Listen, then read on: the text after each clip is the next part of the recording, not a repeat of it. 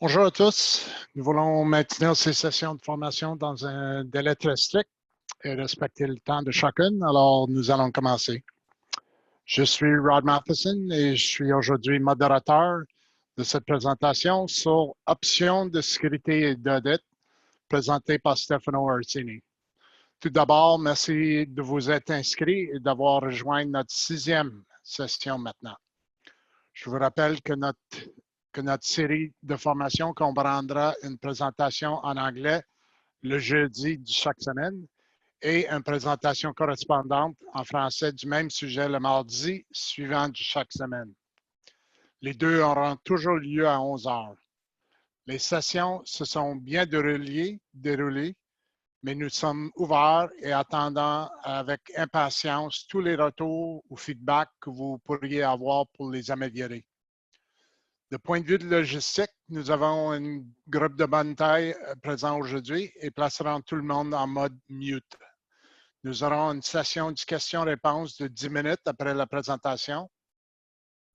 Donc, je vous encourage à soumettre des questions que vous pourriez avoir dans la fenêtre de discussion ou chat. Et nous y répondrons pendant les questions-réponses. Le cadre de sécurité CISPRO est multiforme. Pas seulement vos droits d'utilisateur et mots de passe traditionnels. Donc, j'ai hâte que Stefano fournisse des éclaircissements sur les différents composants. Sans plus tarder, je cède la parole à Stefano, que beaucoup d'entre vous connaissent, pour vous présenter comment gérer les options de sécurité et d'audit dans CISPRO. À toi, Steph. Merci, Rod. Bienvenue à tous. Donc, comme Rod me présenter, je m'appelle Stefano Artini, pour ceux qui ne me connaissent pas encore. Je suis avec Solutions à peu près plus que 15 ans. J'utilise le produit au-dessus de peu près 20 ans. J'ai vu le produit évoluer et aujourd'hui, j'aimerais ça vous présenter un peu des concepts et aussi peut-être une façon d'utiliser le système, côté de sécurité aussi, d'utiliser les outils d'audit à votre avantage. Donc, on va regarder des petits points. Donc, sur la sécurité basée sur l'opérateur et les groupes. Donc, ça, c'est la structure traditionnelle dans CISPRO. Depuis quelques versions, CISPRO a introduit des rôles et on va regarder aussi l'intégration des rôles et la sécurité. Les rôles font plus que juste gérer la sécurité, elle fait aussi gérer l'interface que l'utilisateur voit dans leur système. Donc, on va regarder ça aussi un peu, mais c'est plus axé sur la sécurité aujourd'hui. Nous allons aussi regarder les options de mots de passe. Donc, quand on dit les options de mots de passe concernant les opérateurs, si vous définissez le mot de passe par opérateur, par un administrateur système, on peut aussi laisser la liberté aux opérateurs de définir leur mot de passe avec aussi des règles. Donc, on en regardera ça aujourd'hui. Il y a aussi des mots de passe qu'on peut afficher ou demander pendant une transaction, donc des mots de passe basés sur des programmes.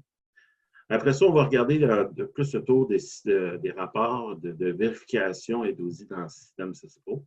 Donc, ça, on voit dans le système de base, des journaux de modification.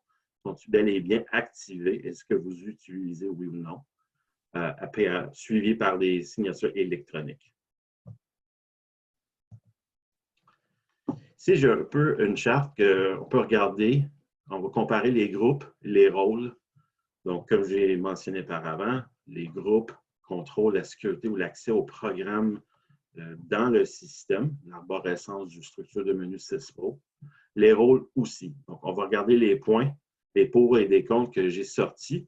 Donc, n'oubliez pas que oui, c'est défini comme un contre, mais ça dépend de l'industrie. Des fois, c'est un pour, tout en dépendant de nos besoins. Donc, côté groupe, j'ai des pour. Donc, première, la flexibilité. Donc, ça permet des nouvelles fonctions, des responsabilités, des ajouts rapidement. Ça veut dire si on utilise plusieurs groupes. Donc, on a un groupe exemple pour le module d'inventaire, mais on peut créer un autre groupe pour les achats, les bons d'achat, et rajouter un programme rapidement ou accès rapidement dans ce groupe-là. Seuls des opérateurs spécifiques peuvent être affectés, quelle que soit leur fonction. Donc, Si on prend une approche d'utiliser un ou plusieurs groupes, si on utilise plusieurs groupes, mais on peut assigner un nouveau groupe à seulement un opérateur parmi un département, exemple. Donc, seulement cet opérateur-là aurait accès à ce programme-là. Une approche de couche de sécurité en utilisant des sous-groupes, comme je mentionnais. Donc, on peut en créer plusieurs niveaux et seulement assigner ces opérateurs-là à ces groupes-là. C'est facile à distinguer lors de l'utilisation des conventions de nomenclature. Donc, si on utilise une façon de nommer nos groupes d'accès avec une nomenclature intelligente, puis c'est de séparer de tout, c'est facile à gérer. Par contre, j'ai vu souvent que oui, on crée un groupe et nécessairement, on rajoute tout ce qu'un opérateur a besoin dedans, mais une fois qu'on doit décortiquer le groupe, ça devient compliqué. Changement de rôle non requis. Donc, ça veut dire qu'on peut utiliser l'approche multicouche, plusieurs sous-groupes en dessous de l'autre, et on peut rajouter ou définir les opérateurs dans ce groupe-là sans nécessairement basculer les rôles.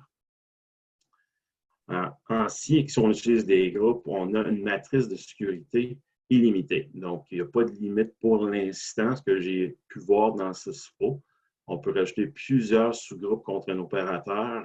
J'en ai vu une quinzaine, même une vingtaine de groupes qu'on peut rajouter sous un opérateur. Donc, vraiment, la matrice de sécurité est illimitée. Des contres. Donc, comme j'ai mentionné, si on ne distingue pas notre nomenclature de groupe de sécurité, ça prend plus de temps de configuration. Si le nom du groupe, la description du groupe n'est pas claire, donc ça va prendre beaucoup de temps à savoir qu'est-ce qu'on a à donner accès dans ce groupe-là. Donc, on est toujours en mode de vérification et de validation du groupe quand on change de responsabilité ou de rôle.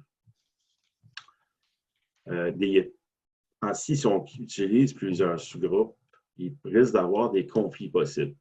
Donc, on a des sous-groupes, on a un groupe 1 qui a accès à tel programme, mais si on oublie sans le valider ou le vérifier avant, on pourrait donner accès au même programme. Ça veut dire qu'on doit toujours valider qui est-ce qu'il y a d'accéder dans un programme. La hiérarchie pourrait devenir compliquée. Donc, imaginez plusieurs sous-groupes.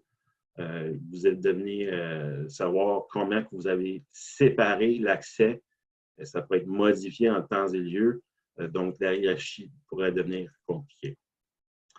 Pour le côté rôle, donc j'avais mentionné par avant, le rôle fait plus que la gestion de sécurité, mais on va se baser seulement côté sécurité. Une seule liste de sécurité, des modifications ou des ajouts peut être effectuée rapidement sans conflit. Ça veut dire qu'on définit un rôle.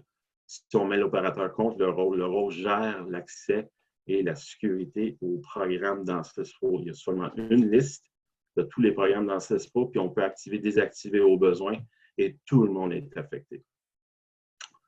Donc, tous les opérateurs ont le même accès au programme, comme je viens tout juste de le décrire. Approche en couche de sécurité en utilisant plusieurs rôles. Donc, si on compare avec les groupes, c'est transparent. On rajoute l'opérateur au groupe, un nouveau groupe qui a accès à telle fonction, tel programme, et c'est transparent pour l'opérateur, et on seulement se loguer dans le système, il va avoir accès au programme. Dans le côté rôle, on doit basculer le rôle. Donc, si on veut dire que rôle 1 a seulement accès au module d'inventaire, si on doit aller au bon d'achat, on doit basculer le rôle si c'est le cas. Par contre, ça prend moins de temps de configuration. La liste est claire, il y a seulement une liste d'accès par rôle, donc c'est facile à distinguer qui a accès à quoi. Il n'y a aucun conflit en utilisant un rapport de sécurité basé sur le groupe, donc on ne crée pas de conflit.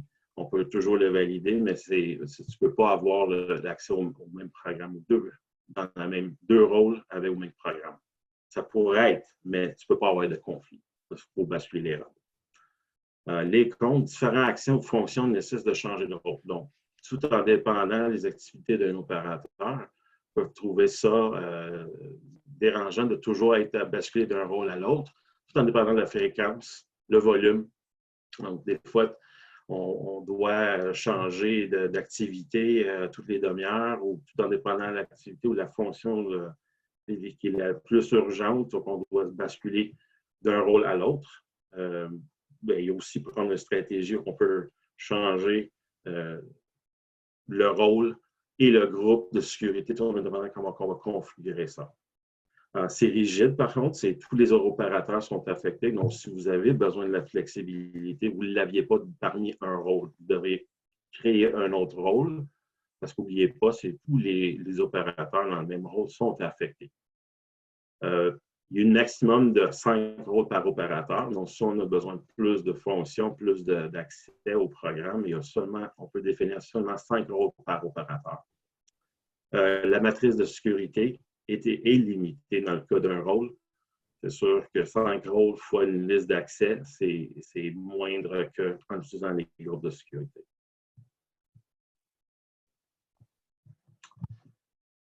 Dans CISPRO, on a des activités et des champs contre l'opérateur. Traditionnellement, on utilise ça pour limiter soit une activité dans une transaction, exemple, saisie de facture dans les comptes payables.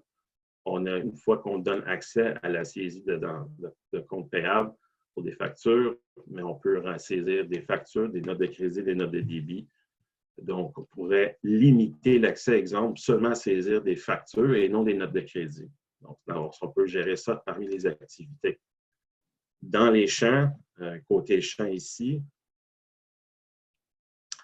on peut définir une sélection, une liste pour dire, exemple, on peut limiter l'accès dans le champ de limite de crédit du client. Donc, on a l'accès au programme de modification client ou ajout de client, mais par contre, on ne peut pas changer la limite de crédit.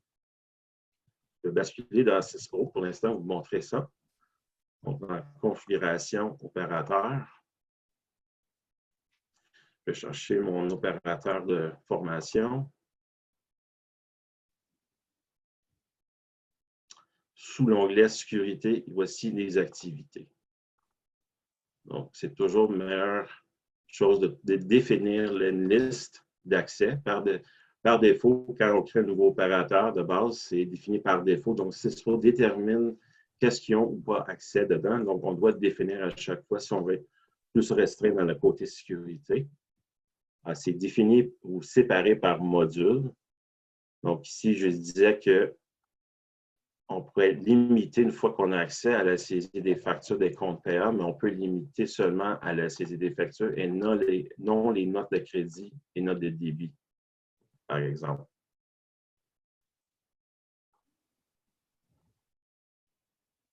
Dans la sélection des champs, ici, d'habitude, je vois que une fois que tu as accès à modifier une affiche client ou fournisseur, exemple, mais on a l'habitude d'avoir accès à tous les champs, mais vous pouvez les limiter. Donc, pas tous les champs sont affichés ici.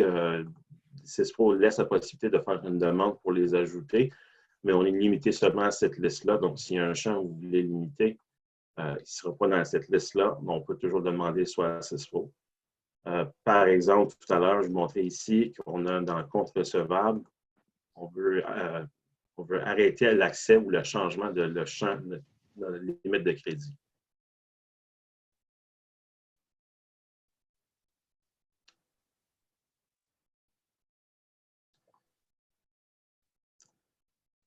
Je vais vous montrer la configuration des rôles concernant la sécurité des activités et des champs. Je vais seulement aller chercher mon rôle de formation. Donc, tout à l'heure, je disais que le rôle gère plus seulement de la sécurité. Aussi, il configure l'interface d'utilisateur, de l'opérateur, donc le User Interface. Dans mon exemple ici, je ne l'utilise pas pour le contrôler l'interface d'utilisateur. Donc, c'est non configuré par rôle, mais on peut aussi le basculer par rôle. Ce que je veux porter attention à, c'est les activités et champs. Donc, si on définit les activités et champs, on peut le faire au niveau du rôle au lieu de le faire par opérateur. Ça peut être assez longtemps. Si on a une liste d'opérateurs, qu'on doit définir toujours les mêmes accès dans le côté d'activités et champs, on pourrait les ajouter à un rôle, basculer l'interface à non configuré par rôle, puis basculer activité et champ configuré par rôle. Une fois qu'on clique sur la petite loupe, on va aller voir qu'on a les mêmes sélections ici. Je peux définir ma liste et c'est la même liste que je vous ai montrée tout à l'heure dans la liste des opérateurs.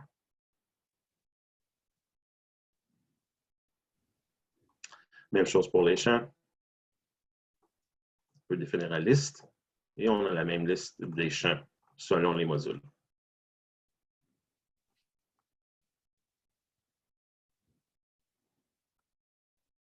Pour l'accès programme, tout à l'heure, on est habitué déjà à voir la liste de programmes par groupe, mais aussi on peut aller dire accès au programme, c'est configuré par rôle.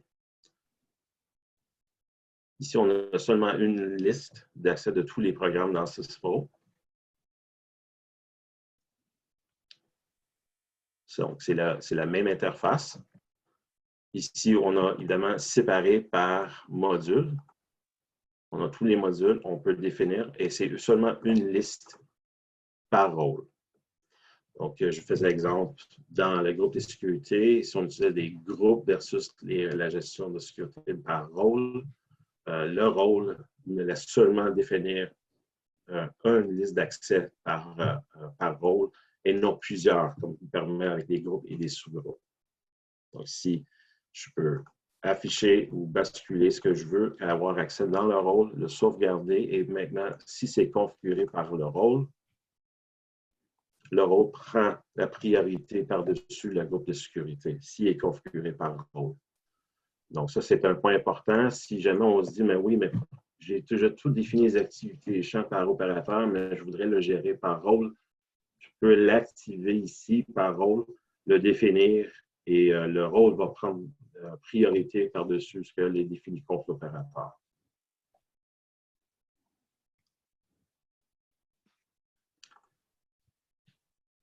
Donc, avant de sortir, je voulais juste vous expliquer peut-être un concept, peut-être ça pourrait être utile. Oui, on a la flexibilité des groupes, mais on peut toujours utiliser les rôles en même temps. J'avais peut-être fait référence à ça avant, mais je voulais le valider ici. L'accès programme, si on utilise les rôles, on peut le basculer à non configuré par rôle, puis utiliser les rôles pour gérer l'interface et les activités, mais avoir toujours la flexibilité d'utiliser des groupes et des sous-groupes, c'est possible. Donc, comme configuré ici, comme vous voyez à mon écran, je peux gérer l'interface, je peux gérer aussi les signatures électroniques par rôle, mais l'accès au programme, je vais le laisser fermé ou non activé et le gérer par le type groupe à la place.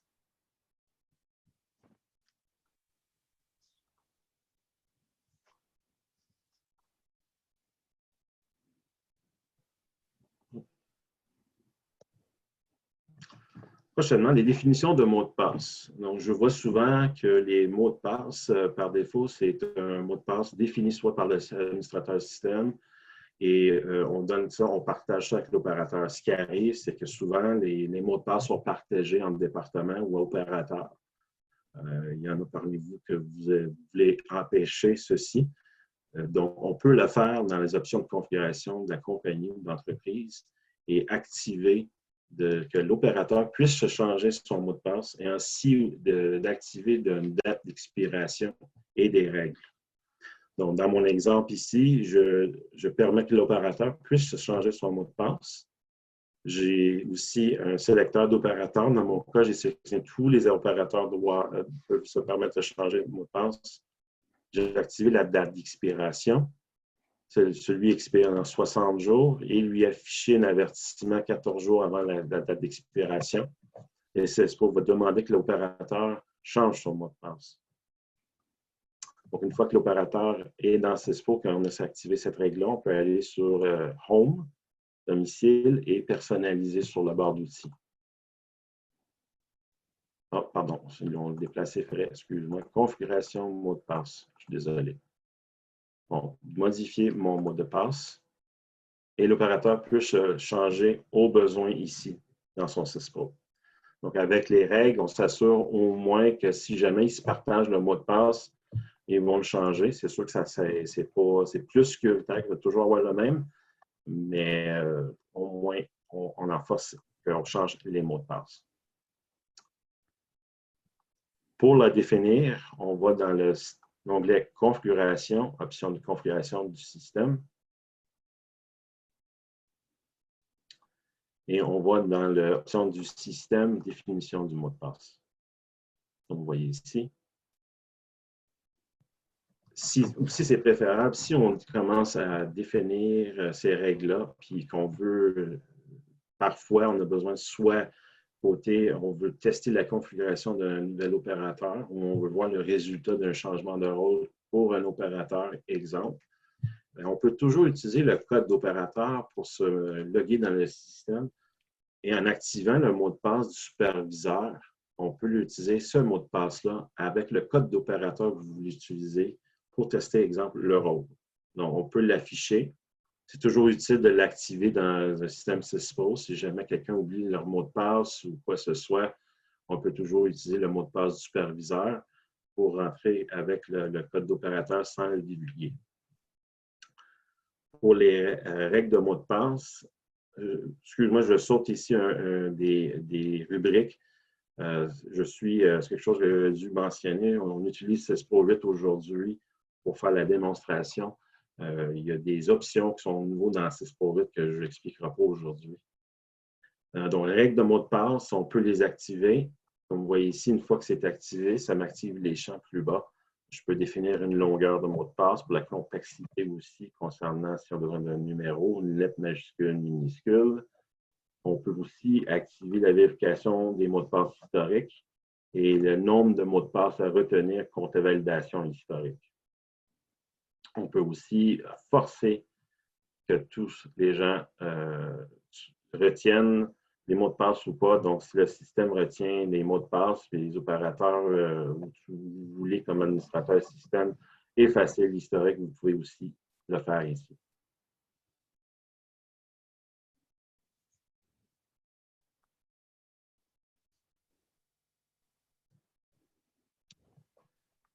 Prochaine rubrique concernant les mots de passe, j'avais mentionné qu'on peut utiliser des mots de passe dans un programme pour une transaction, exemple. C'est la limitation des fonctions d'opération dans ce scope pour les utilisations très spécifiques. Donc, si on ne trouve pas une configuration idéale dans CISPRO, exemple, si on veut éviter qu'une certaine transaction soit passée dans le système, mais on peut utiliser un mot de passe. Donc, dans l'exemple ici à mon écran, j'ai des réceptions d'inventaire. Donc, quand je dis réception d'inventaire, pardon, on dit qu'on n'utilise pas le système bon de commande. Donc, on va uniquement faire une transaction comme un ajustement, ça s'appelle une réception, et on va empêcher ça pour avoir des cas, pour une raison ou d'une autre, de l'utiliser, mais on va le protéger par mot de passe. Donc, seulement un opérateur parmi un groupe d'opérateurs ou un département peut faire cette transaction-là. Donc, ça veut dire que quand je rentre faire une réception d'inventaire, la première chose que CISPRO va me demander, c'est le mot de passe pour continuer. On a aussi un autre exemple dans la liste, c'est de saisir une facture dans une période fiscale antécédente. Donc, si AP posting to a previous month, on peut empêcher ça avec un mot de passe. Donc, même si on laisse à certains opérateurs parmi un département, on peut l'empêcher avec un mot de passe.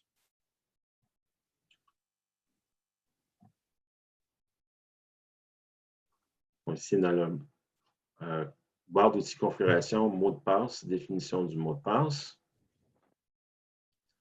Et j'ai la liste de définitions de mots de passe et je peux les activer. Seulement l'activer et CISPRO va vous demander le mot de passe à utiliser pour cette transaction-là. Donc, peu importe qui a accès à ce programme-là, donc dans la saisie de facture dans les comptes payables, si un mot de passe est défini, il va être appliqué.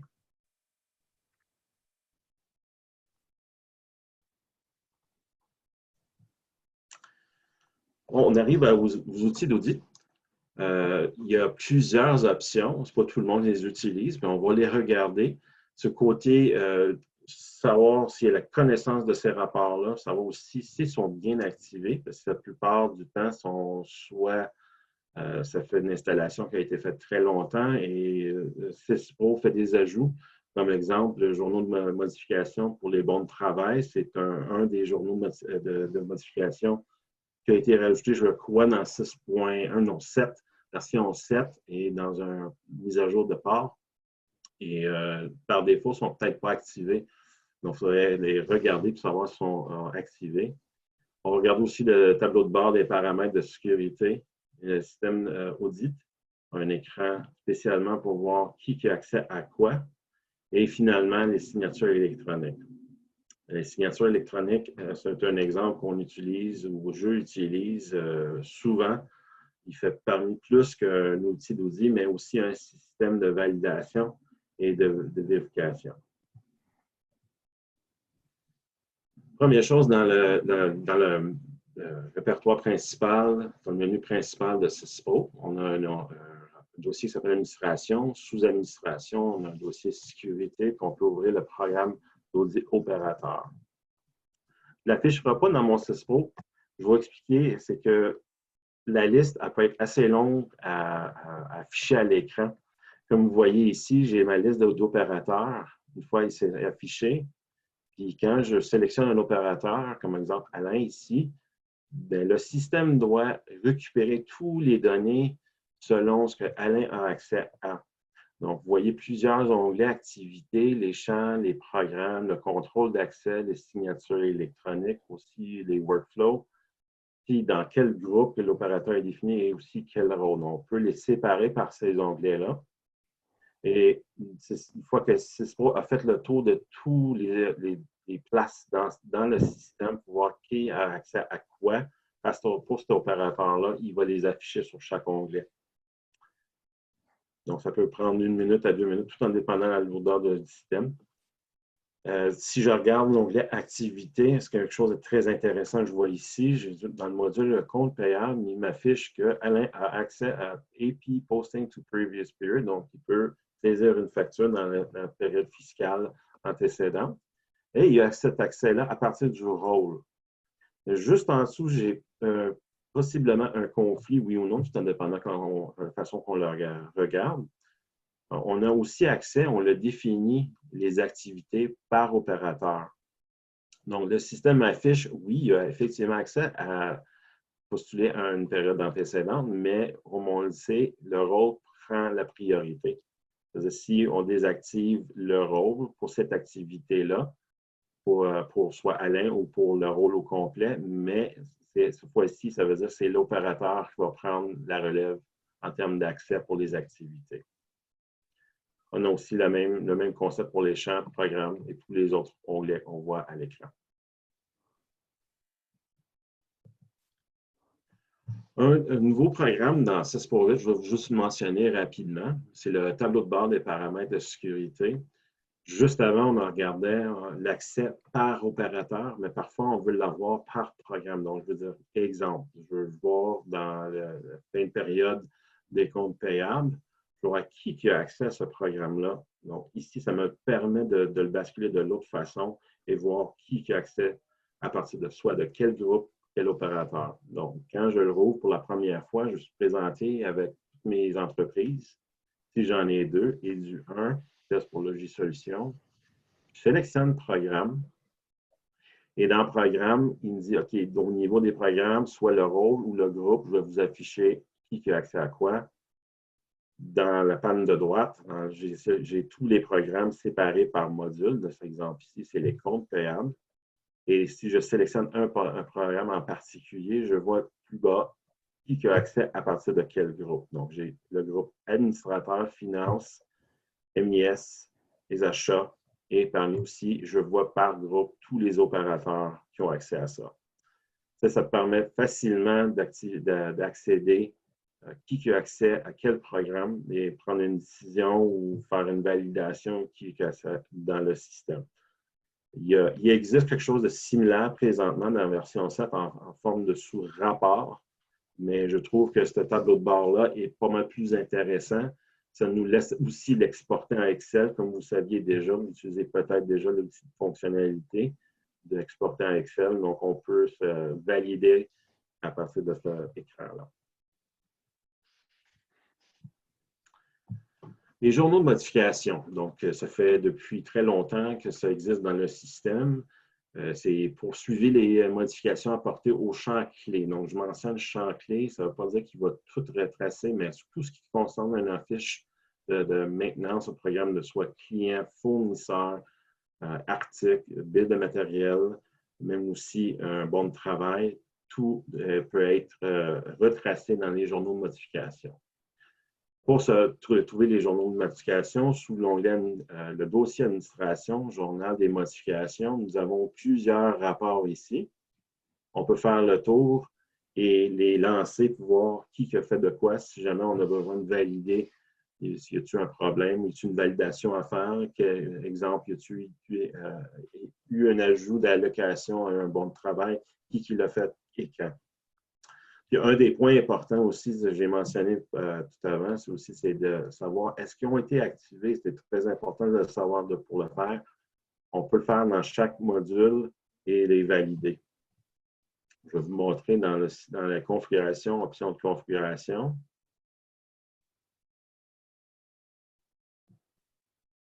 Je vais basculer ma vue par module en place pour que ça soit un petit peu plus clair.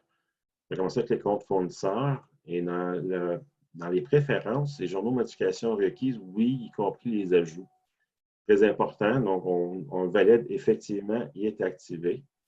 Faire le tour de tous les modules, savoir est-ce que sont tous bien et bien activés. Celui que je vous ai mentionné tout à l'heure concernant les bons de travail, ça a été rajouté dans un port dans la version 7.1. C'était dans les bons de travail. Donc, eux aussi, tu devrais faire le tour et savoir est-ce qu'on vraiment on les a activés. Donc, ça serait bon de le valider dans les préférences. On a les journaux de modification requis, prévision de journaux modifs. À part ça, si jamais, des fois, on est présenté avec une liste assez longue et avec une barre déroulante, des fois, on peut chercher longtemps une option. Et ici, dans le côté français, il est traduit puis il est mis en haut. Mais dans la version anglaise de SysPro, elle est vraiment cachée vers le fond. Puis des fois, on cherche un champ dans le système. Tu peux activer la recherche légende ici et peut filtrer la liste. Donc, si je fais taper seulement un nom partiel, SysPro commence à afficher ou pas afficher, mais aussi pour leur montrer ce qui est en jaune s'il trouve le mot dans la liste. Donc, si j'ai provision de journaux de modification, désactiver et enregistrer. Une fois ça c'est activé, on peut toujours aller dans les travaux en cours ou administration. On a les deux endroits, mais moi, je vous montre côté administration et journaux de modification. Modification d'inventaire, structure. Ils ne l'ont pas traduit encore.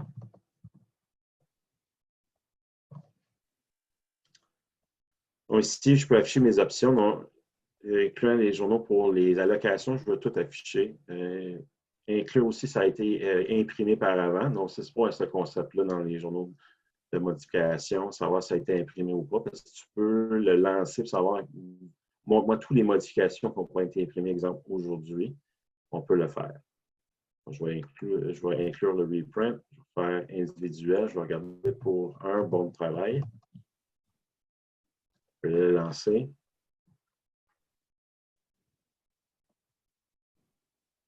Et c'est ce qu'on va valider dans la table, savoir quelle modification a passé par le bon de travail numéro 600.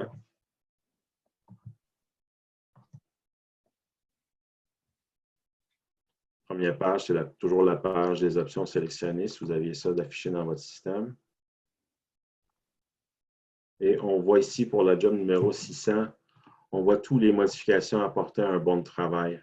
Donc, dans mon exemple ici, à telle date, à tel opérateur, on fait un changement, cette allocation B1201, on a changé de la quantité requise de 1 à 2. Ce qu'on voit ici, c'est de l'allocation matérielle, de l'allocation de main-d'œuvre. On voit toute la liste affichée. Dans le cas ici, dans l'allocation de main-d'œuvre, j'ai changé la date de livraison. Comme vous voyez, ça change mes dates aussi de main-d'œuvre.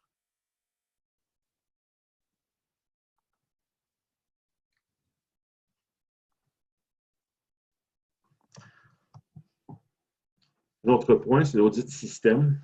Ça aussi, c'est très intéressant. Dans l'audit système, on peut afficher tout ce qui se passe au côté administratif de SysPro aussi d'opérateurs. J'ai sorti une liste d'exemples des plus intéressants que j'ai pu noter dans la liste, mais SysPro offre au-dessus de 100 et plus de catégories qu'on peut faire une validation sur, on a un filtre de temps et un filtre de catégorie.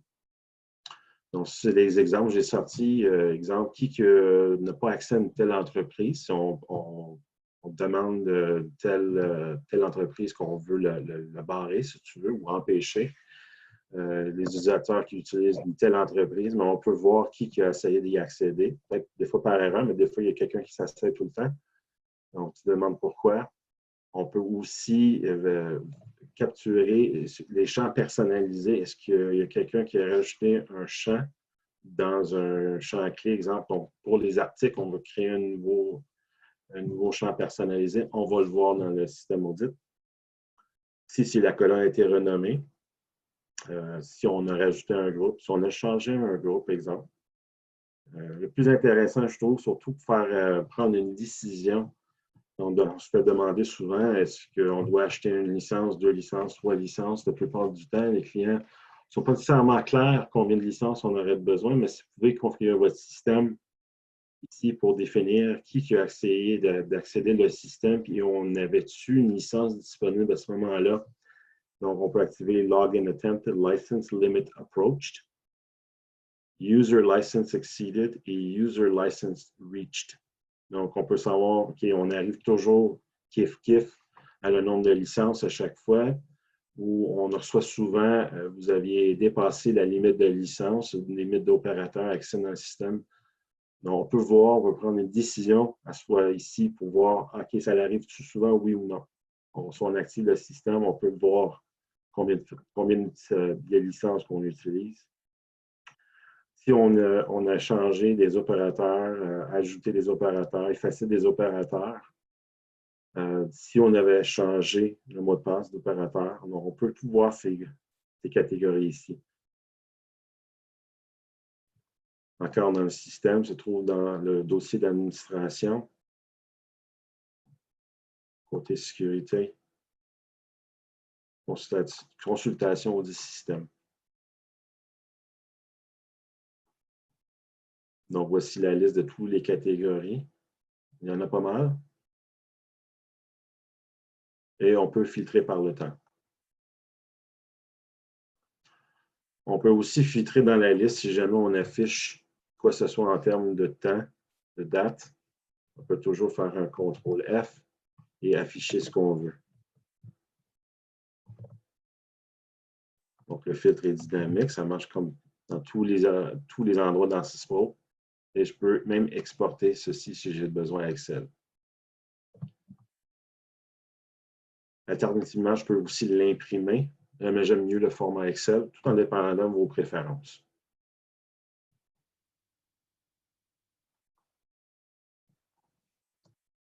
Là, on arrive aux signatures électroniques. Je voulais terminer avec les signatures électroniques. Je trouve un outil très important dans la gestion de SysPro.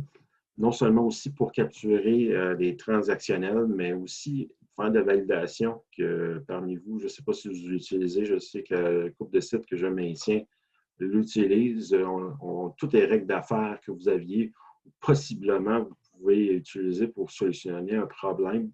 Vous pouvez utiliser le module de système signature électronique. Ceci est inclus en passant dans votre installation de SysPro de base. Donc, vous l'aviez tous dans votre système. Si vous l'utilisez, je vous l'encourage de l'explorer. Comment puis-je bénéficier? Si on nous dit, OK, on ne l'a pas activé, on va l'activer, mais c'est quoi le bénéfice? Bon, un des bénéfices, évidemment, on peut le loguer, consigner toutes les opérations transactionnelles. On peut basculer, exemple, une saisie de réception de bons d'achat et on peut l'afficher, même en détail, dans le système de signature électronique. On peut utiliser des validations, contre exemple, encore une réception de bons d'achat, et empêcher, si une condition devient vraie, on peut l'empêcher, la transaction de passer dans le système. Les champs de formulaire personnalisés sont inclus. Donc, je vais vous montrer ça. Donc, si vous voulez créer une règle d'affaires, vous pouvez aussi le valider contre un champ personnalisé. Vous avez défini contre, exemple, sur l'entête de bon d'achat ou sur la ligne de détail. C'est tellement puissant rendu là. Dernière chose, déclencher des actions, des messages. Donc, ce qu'on fait souvent, un mini workflow, exemple, si on ajoute un client ou un fournisseur ou un stock code, mais on peut activer la signature électronique pour cette transaction-là et déclencher une action. Donc, dans mon exemple, on peut appeler la vaste bibliothèque de E.NET de Syspro, ça c'est le API de Syspro, et le mettre le stock code, le client ou le fournisseur en attente. Donc, on peut se laisser à n'importe qui a accès à créer un stock code, définir la fiche et surtout qu'on le sauvegarde, il se met en attente pour au moins empêcher que l'entreprise commence à l'utiliser sans qu'au moins quelqu'un le valide et le relâche en attente. On peut aussi déclencher des appels à SQL. Je l'utilise ça aussi souvent. Ça aide beaucoup à envoyer des courriels ou ça, on peut appeler des third party. Donc, on peut intégrer Syspro avec les signatures électroniques très facilement.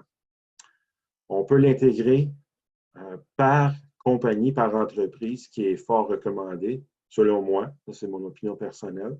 Ça fait moins de gestion, surtout si vous utilisez beaucoup de règles d'affaires. Il y a au moins une liste à maintenir. Par contre, si vous voulez, vous pouvez définir par le rôle. Donc, comme je vois ici, j'ai un rôle dans les payables. On peut activer les signatures électroniques par rôle. Je vais vous montrer configuration signature électronique. Et je vais sélectionner celui de l'entreprise.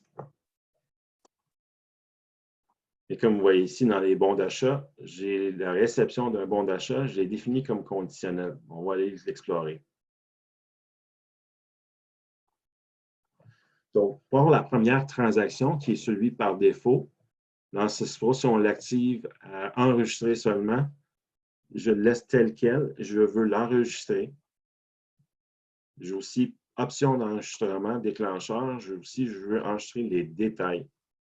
Donc, si on active seulement, enregistrer seulement sans activer les détails, seule information que je vais avoir, c'est que je reçois un PO par tel opérateur à tel moment et c'est tout. Je n'ai pas d'autre option. Je ne savais pas que la quantité reçue en regard de signature électronique, c'est sûr qu'on a les journaux de réception, mais si on regarde seulement les signatures électroniques, j'ai juste l'entête de l'enregistrement, je n'ai pas les détails. Donc, il faudrait les activer et vous pouvez configurer les détails. Donc, vous voyez ici, il y en a pas mal que vous pouvez activer. Vous pouvez tous les sélectionner et sauf faire OK. Dans ma deuxième exemple, j'ai une transaction de validation que je vais refuser selon la condition. Donc, dans mon exemple ici, j'ai validé une règle d'affaires où si on fait une réception partielle d'un bon d'achat, Syspro nous demande est-ce que la ligne est complétée? Donc, le système demande si vous n'avez pas à recevoir d'autres parce que le fournisseur a fait un short ship ou on ne pense pas d'avoir d'autres produits rentrants, le système nous accommode pour dire on peut le compléter pendant ta réception. Dans le cas ici, je veux que jamais que la ligne soit complétée tant qu'elle n'est pas reçue ou qu'un acheteur détermine qu'elle est complétée. Donc, pour les receiving clerks, pour la réception, j'ai défini une règle d'affaires. Si ma quantité outstanding après la réception est plus grand que 0, et que l'opérateur a décidé de dire oui, si la ligne est complétée, je refuse la transaction.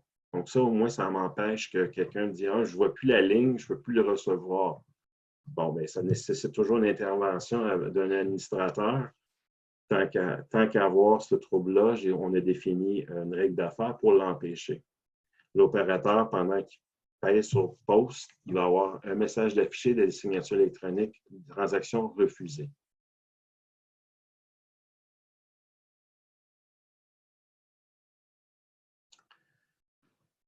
Par défaut, si on active la signature électronique, on peut définir la sélection des contrôles d'accès, soit enregistrer seulement, d'autoriser tout. Je suggère de seulement activer seulement que tu as besoin. Donc, par défaut, je dirais enregistrement seulement partout, ce n'est pas une bonne idée. La raison pour laquelle, c'est que c'est un peu lourd d'activer toutes les options possibles. Donc, ça te donne un peu, ça te demande un peu de puissance de CISPRO à enregistrer toutes ces transactions-là. Donc, je vous suggère de seulement permettre tous les programmes et activer enregistrement seulement ou conditionnel par transaction que vous aviez besoin. Ça va enlever un peu de processing, demande de processing de CISPRO si c'est déjà permis.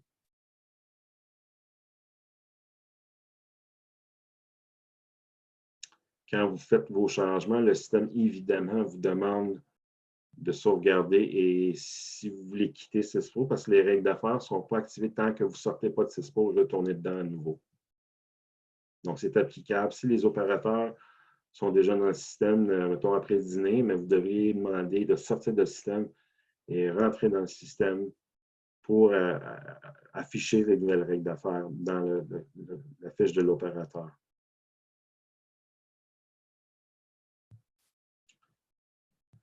Pour voir les transactions, une fois qu'on détermine qu'on veut activer les enregistrements, voici un exemple dans le journal de contrôle signature électronique. Et ceci se trouve dans le module Electronic Signatures, sous administration, signature électronique.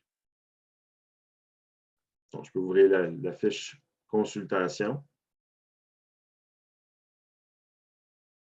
Et je peux voir les transactions selon la date de transaction. Ici, j'ai des filtreurs de temps rapides, mais je peux aussi filtrer ici par date de transaction. Si je veux être plus précis, je vais avoir une telle journée, je peux faire individuel, afficher la journée que j'ai besoin et l'afficher ici.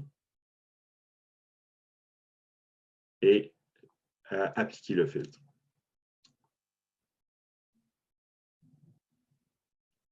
Je vais aller dans les 2 dernières semaines. Je vais vous montrer l'exemple détail, non détail. Donc, tout à l'heure, je vous ai montré d'activer l'enregistrement de la transaction. Si j'enregistre un client qui a été modifié, donc la transaction a passé parce que je l'autorise et je fais seulement l'enregistrer. Mais je n'ai pas de détails contre cette transaction-là. Donc, comme vous voyez, j'ai seulement la date, la transaction, l'opérateur et le client, le code client. Je n'ai rien d'autre. Je n'ai aucune idée de ce qui a été changé. Ici, plus bas, j'ai un exemple qui le montre, qui l'affiche en détail. Donc, c'est plus intéressant rendu là. Tout en dépendant, je sélectionner tous les champs ou pas. Je peux sélectionner seulement les champs que je veux voir. Donc, le programme va seulement enregistrer les champs que vous voulez en détail. Donc, mon exemple, il affiche tout. Mais ce serait peut-être plus intéressant de sélectionner ce que vous avez besoin de voir. Donc, voici tous les détails. Peu importe qui a été changé, c'est le changement qui est enregistré. Vous n'avez pas nécessairement tous les champs, les avant et après ici. Il y en a une couple, mais elles ne sont pas toutes là. Donc, vous devez faire une vérification au moment donné ou quand la dernière fois que ce client-là a été changé, comparer les deux parfois pour un certain champ. Donc, ça, c'est signature électronique. C'est très puissant. Je vous suggère d'aller l'explorer et l'utiliser. Ça pourrait solutionner des fois des problèmes de validation qu'on voudrait avoir au lieu de toujours faire formation, mais on peut aussi l'appliquer avec les signatures électroniques. Donc, c'est pour moi aujourd'hui. J'ai pas mal tout expliqué ce que je voulais expliquer. Je vais retourner la parole à Rod. Rod, est-ce qu'on a eu des questions pendant la présentation? Oui, Steph, j'ai plusieurs pour toi. Ah, Alors, on va débuter avec est-ce que CISPRO permet SSO, Single Sign-On? Oui, c'était une nouvelle option avec le Active Directory Sync. Je l'ai exploré, ça marche très bien. Une chose que je ne suis pas clair, c'est quand on ouvre CISPRO et qu'on affiche le code d'opérateur, il est grisé. Donc, je ne suis pas certain si on peut le permettre de changer ou pas, parce que j'ai vu, ça marche très bien. À part de, tu ne peux pas changer le code d'opérateur. Donc, il va toujours utiliser le code d'opérateur du système d'exploitation de Windows. Donc, juste pour clarifier, ça c'est effectif version 8? Version 8 seulement, effectivement. Ouais. Le prochain, dans Requisition User, Si le rôle qui peut créer les usagers assigne un mot de passe par défaut, est-ce qu'il y a une moyenne par la suite pour le usager d'aller changer son mot de passe? Non, parce qu'il te faut, ben, oui puis non, c'est dépendant. Si on ne donne pas accès à la fiche de modification de liste des usagers, des réquisitionneurs, donc non, il ne peut pas changer son mot de passe là. Okay. Les journaux de modification, est-ce qu'ils sont read-only? Oui, Oui, c'est un rapport, on ne c'est peut pas ça. le...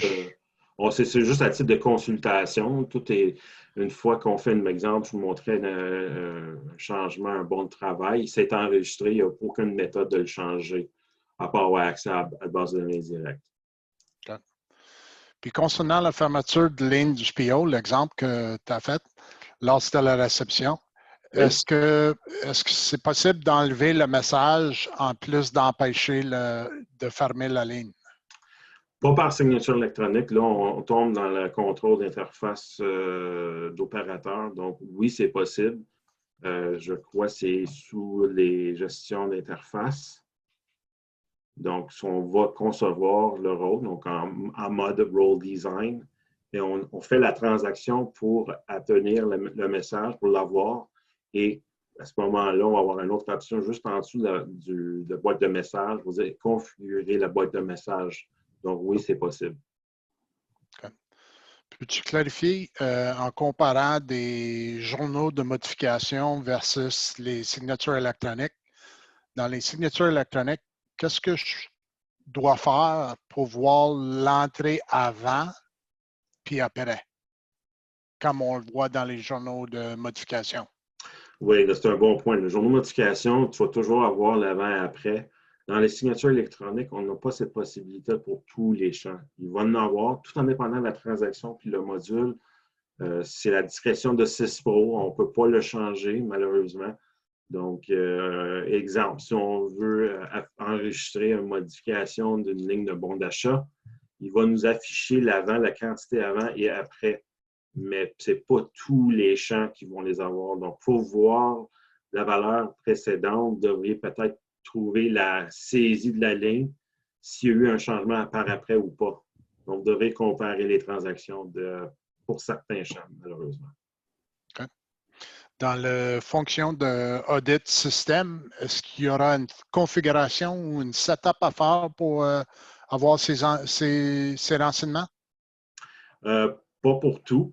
La plupart sont déjà activés par défaut. Dans l'exemple que je vous montrais pour enregistrer le décompte de l'utilisation des licences, ça, c'est configurable parce qu'on peut dire, OK, on a 40 usagers. Je veux juste le savoir quand le 39e, il se log. Combien de fois? Okay. S'il y a des signatures électroniques établies par rôle et par usager, tu as expliqué que c'est le rôle qui prend priorité. Oui. Est-ce que c'est nécessaire à enlever les configurations par usager ou les deux vont coexister dans le système? Les deux, tout à l'heure, je vous ai montré, si tu voulais appeler ça un conflit, mais ce n'est pas un conflit nécessairement parce que le rôle prend priorité. On peut toujours le laisser tel quel contre l'opérateur, mais on sait que s'il est dans un rôle et le rôle contrôle les activités ou les signatures, le rôle va prendre priorité. Okay. Si un champ important a été omis dans le journal de modification ou signature électronique et rajouté plus tard, a-t-on accès à cet historique après l'ajout? Oui, sauf qu'il n'y aura pas de valeur. Ça, c'est théorique, là, selon la structure de la table. Donc, Alors, tu vas avoir accès. Si on consulte une activité qui a été faite 2 semaines avant, Il sera pas là, il sera vide. le champ est là, mais le donné est vide. Oui. OK. Est-ce que SysPro contient une liste des problèmes de séparation de tâches de base? Oui, donc ça, c'est dans le conflit. Hein? Il peut y avoir des conflits, qui a accès à quoi plusieurs fois. Oui. Oui, donc ce que je vous ai montré, vous pouvez le voir. Donc, vous allez le voir dans la... Peut-être que je peux te le montrer ici. Je ne vais pas l'ouvrir là. Je vais retourner dans mes... Mais peut-être la question touche au sujet de est-ce qu'on va avoir la même personne qui doit rentrer des factures payables et sortir les chèques? Ça, c'est une séparation de base qu'on doit avoir dans une compagnie. Oui. Est-ce qu'on a quelque chose qui affiche non, il n'y a, a pas une logique d'affaires. C'est vraiment ça, c'est à nous à définir la séparation d'utilisation. On ne peut pas définir ça par rôle d'entreprise. Par contre, on peut le voir dans le système, mais c'est vraiment à chaque entreprise de définir les rôles de fonction dans une entreprise et doit l'afficher dans le système. Il n'y a rien dans le système pour dire, OK, si tu es travailles dans le département des comptes payables, tu ne peux pas faire des saisies de factures et créer des chèques. Non, ça n'existe pas. Dans l'exemple de, je pense que c'est dans activité où tu as montré l'exemple d'accès à rapporter des transactions dans le mois précédent dans les payables. Oui. Effectivement, l'écran qui est affiché actuellement. Oui. Si dans le rôle de planner, ce n'est pas spécifiquement donné, ce doigt-là, oui. C'est quand même l'opérateur est contrôlé par le rôle, alors l'accès à le mois précédent n'est pas permis. Même si c'est indiqué dans son opérateur, c'est le fait qu'il est membre de ce rôle, puis le rôle n'a pas accès qui va prendre la priorité. Oui, exact. Donc, c'est tout à fait vrai. Si on ne le permet pas dans le rôle et on le permet au niveau de l'opérateur, puis l'opérateur est dans le rôle, puis l'activité contrôlée par le rôle, il n'aura pas accès. Ça peut porter à confusion. Je crois même qu'ici, dans mon exemple, la ligne où c'est affiché qu'il y a accès à partir du rôle ne sera pas affichée, puis on pourrait se tromper et dire « Ah, mais il y a accès ». Mais oui, mon niveau d'opérateur, mais dans le fond, c'est le rôle qui prend la priorité. Okay. Je vous laisse un dernier moment pour d'autres questions. Un dernier rappel. De toute façon, s'il n'y a personne d'autres questions, si vous avez des questions aujourd'hui ou demain, peu importe, envoyez-les-nous. Ça va nous faire plaisir de vous répondre selon ce qu'on a vu aujourd'hui. Excellent. Sentez-vous à l'aise. En terminant, excellente présentation de Stefano. J'espère que tout le monde a acquis une meilleure compréhension du cadre de sécurité de CISPRO. Je vous rappelle qu'il y aura des sessions hebdomadaires en français le mardi, en anglais le jeudi. De plus, si vous avez des commentaires, je vous encourage à m'envoyer un courriel. Mon courriel est mentionné dans votre confirmation de description. Bonjour à tous et restez en sécurité et en bonne santé. Merci beaucoup. Merci.